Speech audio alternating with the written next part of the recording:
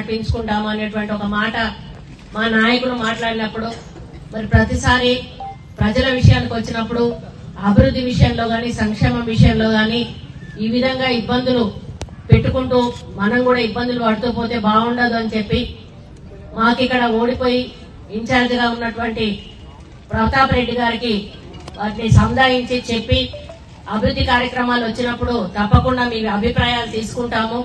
మరి ఏదైతే ప్రభుత్వ కార్యక్రమాలు అధికారిక కార్యక్రమాలు ఉంటాయో వాటిని సాఫీగా నడిచే కార్యక్రమం చేద్దాము అని చెప్పి మరి ఇక నుంచి ఇక్కడ ఏ అభివృద్ధి సంక్షేమ కార్యక్రమాలు జరిగినా కూడా ఎటువంటి ఇబ్బంది లేకుండా సాఫీగా ముందుకు పోయే విధంగా చేయడం జరుగుతుందని ఈ సందర్భంగా ఈ వేదిక మీద నుంచి తెలియజేస్తా ఉన్నాను.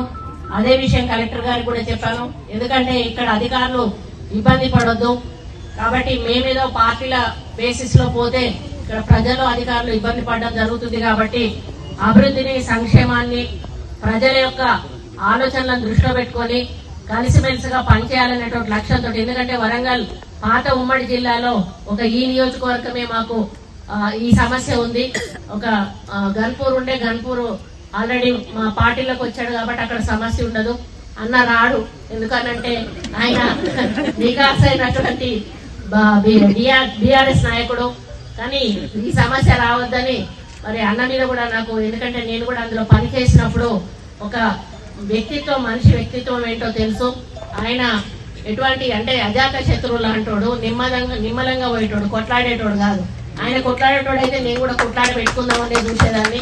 కానీ ఆయన కలుపుకోయేటువంటి వ్యక్తిత్వం ఉన్నది కాబట్టి నేను కూడా కలుపుకపోయే ఈ కార్యక్రమాలు చేసుకోవాలని ఒక నిర్ణయానికి వచ్చాం. కాబట్టి అన్న ఇక ముందు మరి అభివృద్ధి సంక్షేమం విషయానికి వచ్చినప్పుడు దయచేసి మీరు కూడా ఏవైనా కార్యక్రమాలు తీసుకునేటప్పుడు మీ నుండి ఏమైనా ప్రజలకు ఇవ్వాల్సి వచ్చినప్పుడు దయచేసి మా నాయకులని మీరు ఆలోచించకుండా అందరినీ కూడా కలుపుకోవాల్సిన బాధ్యత మీ మీద ఉంది కాబట్టి అది కూడా మీరు ఆలోచించాలని ఈ సందర్భంగా విజ్ఞప్తి చేస్తా ఉన్నాను.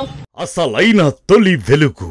ఫాలో వాట్సాప్ @తొలి వెలుగు official.